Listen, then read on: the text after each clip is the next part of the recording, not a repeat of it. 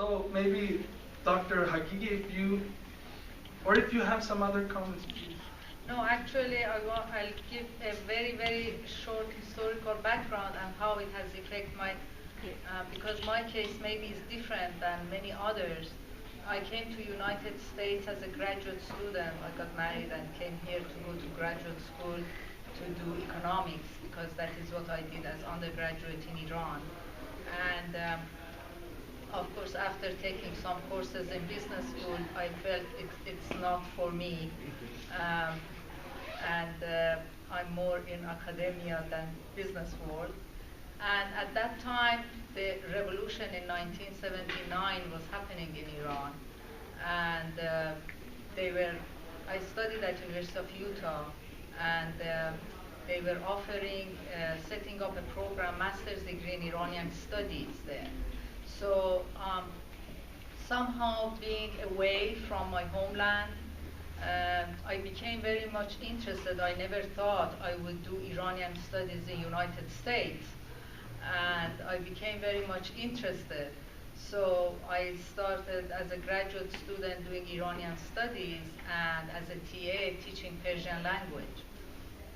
And of course, all these years I had to swim against the wish of my family, because they said, you went to United States to do Iranian studies. But the more I took courses, I felt I'm now learning more about my own country that I never knew before. It was totally a different perspective, with different teachers, with different views, and all the things that I learned in Iran was totally different. So I became really in love with this field, and of course I took courses. My basic training was more in Iranian history, modern Iranian history, but by experience I've been teaching language for many, many years. And the more I did it, I fell in love with what I was doing, to teach my language and my culture to other students, whether they are heritage students, to get to know more about their background, and also non-natives. And also it brought me closer to my own heritage, my homeland, that for unfortunately political and religious reasons I haven't been able to go back since '79.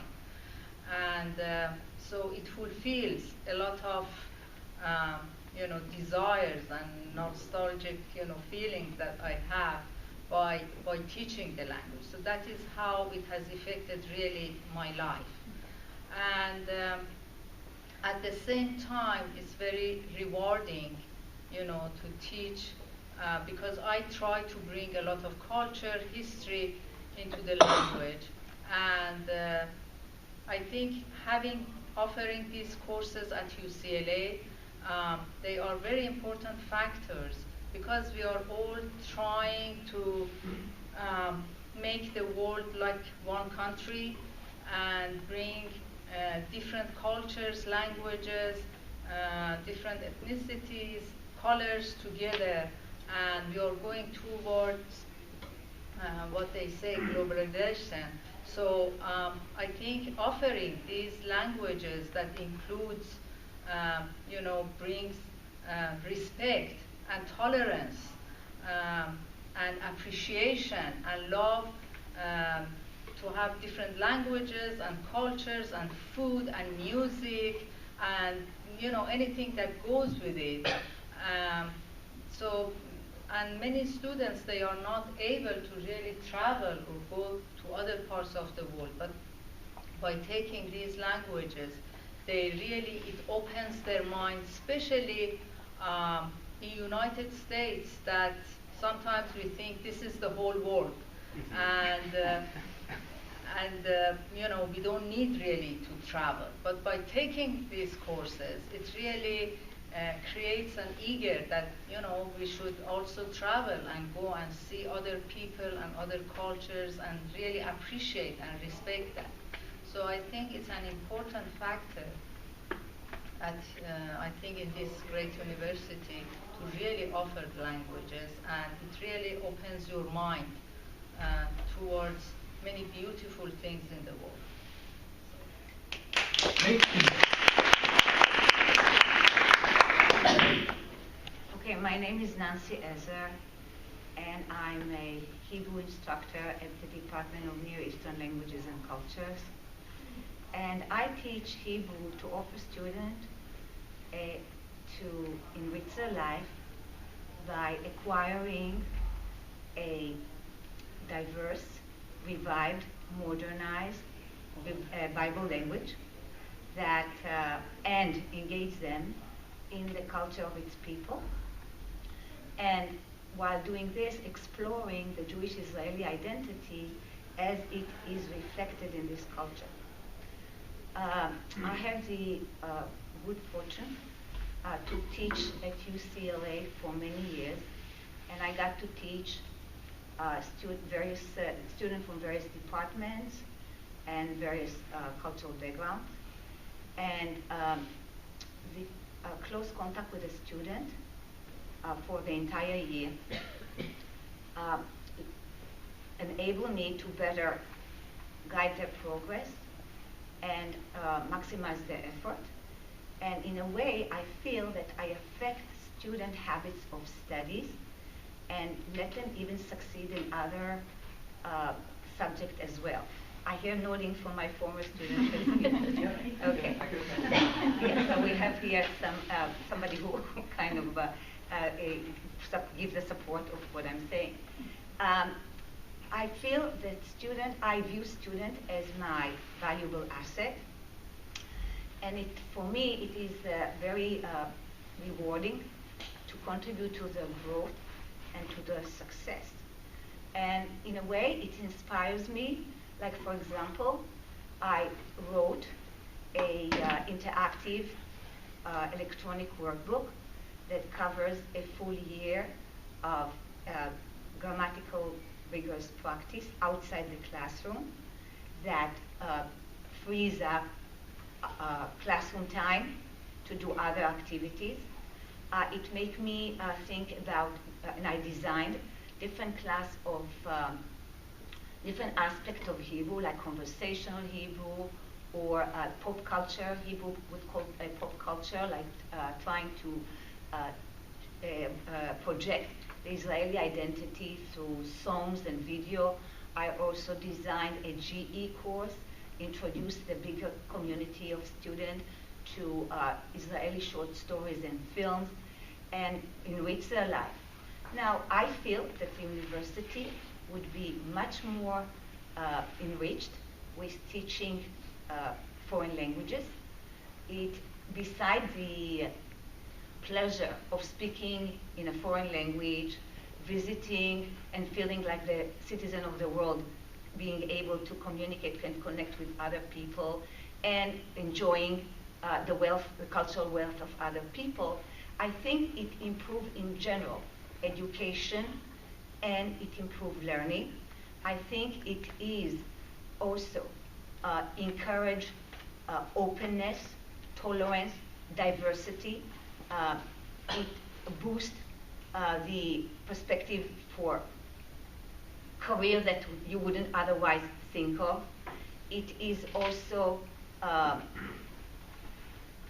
university is very much now stress diversity.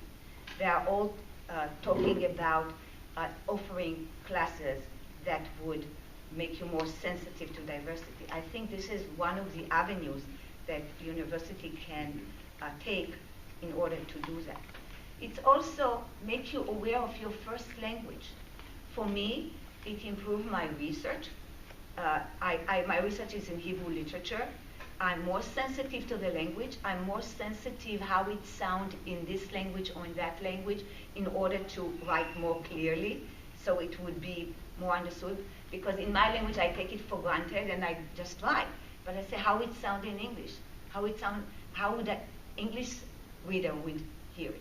So it not only enriches your life, it enriched our life as well. And when we heard a TA here speaking, I completely agree that it also enriches us as well.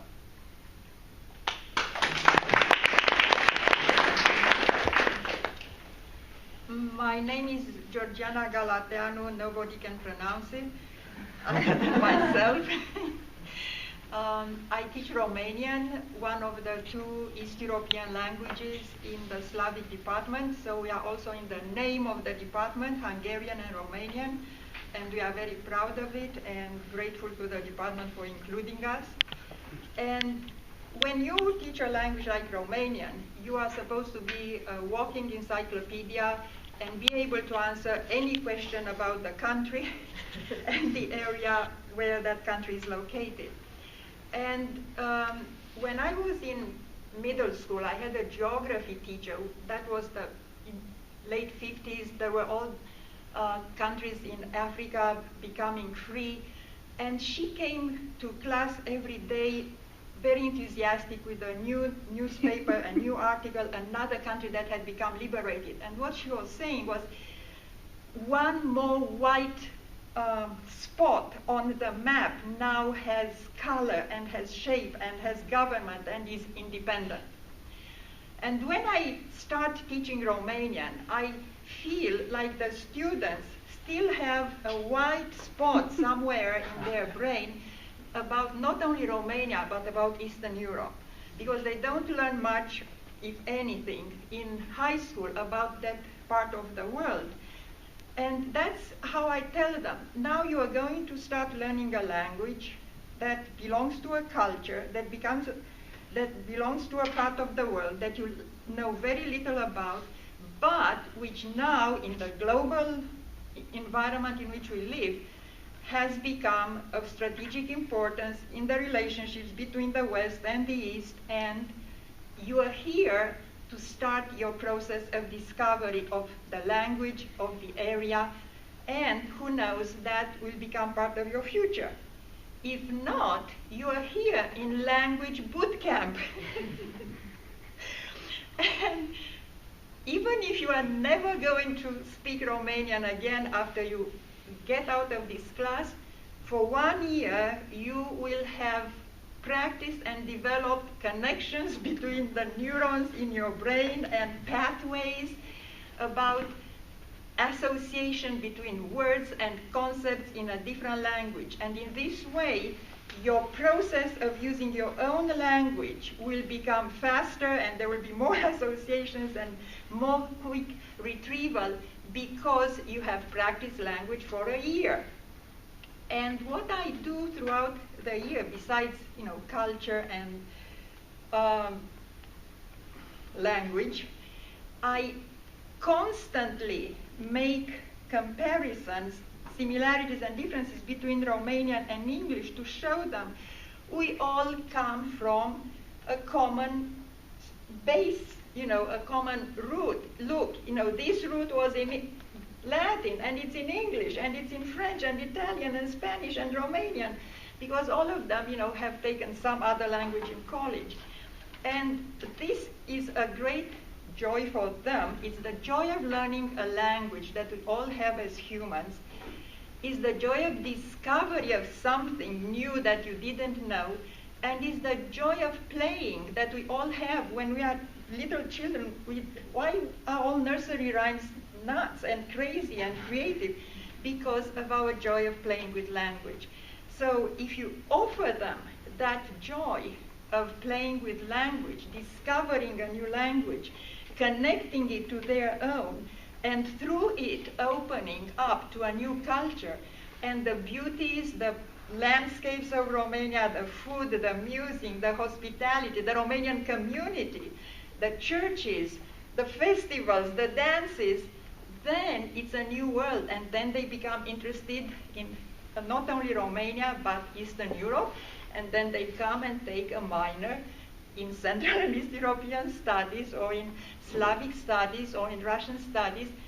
And in this way, I tell them, now you will have one more asset when you go out into the world. And no matter what your specialization is going to be, they will show that you have an understanding of another culture, which is absolutely fundamental in the world we live in. Thank you.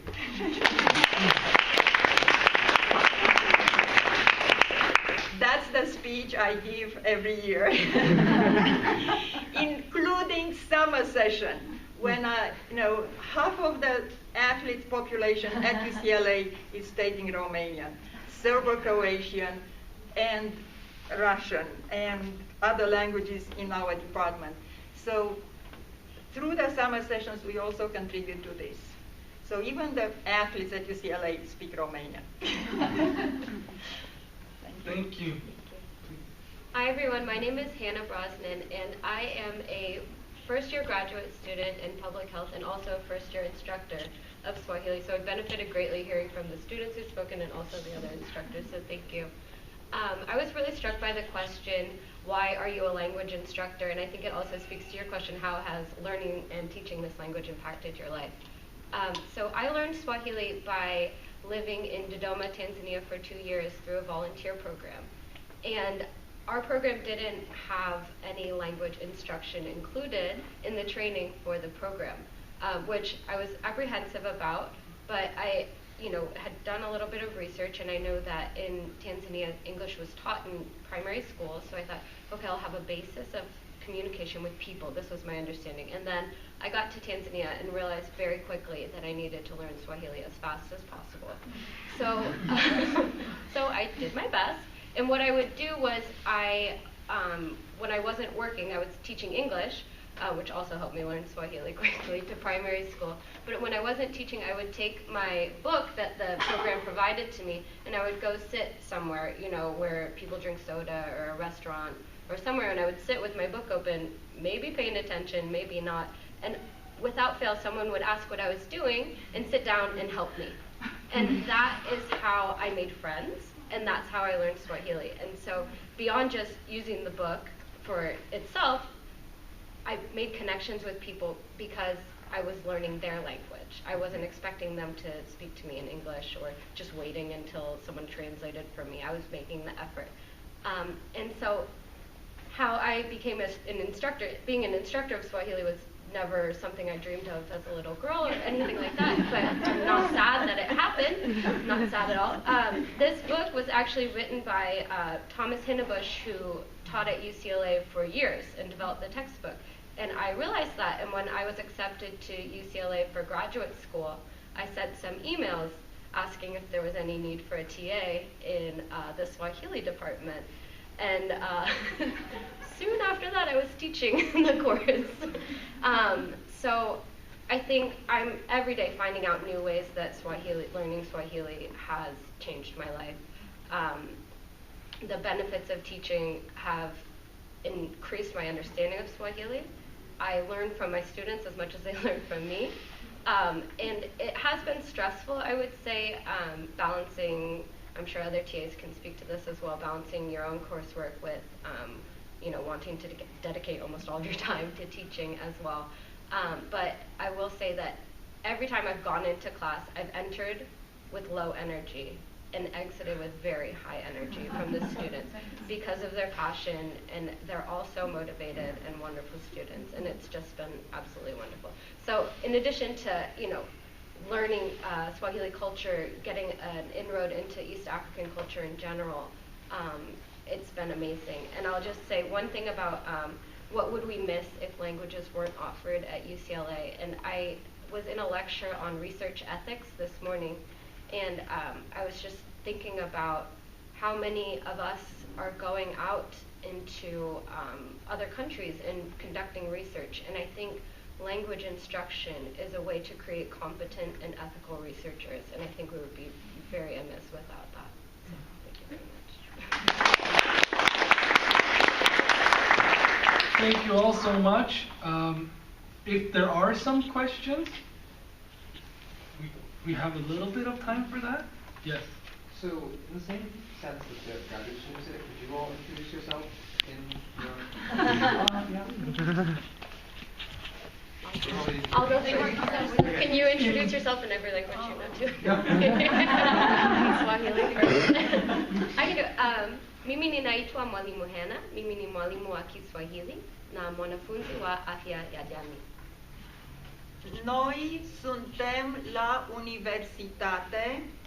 Universitatea este importantă în Statele Unite, eu sunt profesoară, voi sunteți studenți,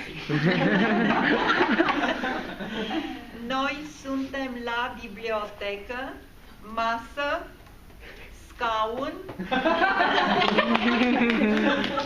lumină, baloane, mersi. שלום לכולם, השם שלי ננסי עזר, ואני מלמדת עברית באוקלה, ואני מאוד שמחה לראות את כולכם, ושאתם מתעניינים בשפות זרות. I think I didn't even introduce myself in English. So first in English, I'm Latife Hagigi. I teach Persian language and culture in the Iranian Studies program. And Persian language is the official language of 3 countries, Iran, Afghanistan, that they have 2 languages, Persian Dari, Iranian and Pashto, and also Tajikistan. اسم من لطیفه حقیقیه، در دانشگاه UCLA فارسی تدریس میکنم در بخش ایران شناسی این دانشگاه و کلاس های ابتدایی و متوسطه رو تدریس میکنم. خیلی خوشحالم که اینجا هستم. Thank you all so much for participating. Thank you. Oh, thank you for organizing this. It was wonderful. And thank you all for coming. Thank you.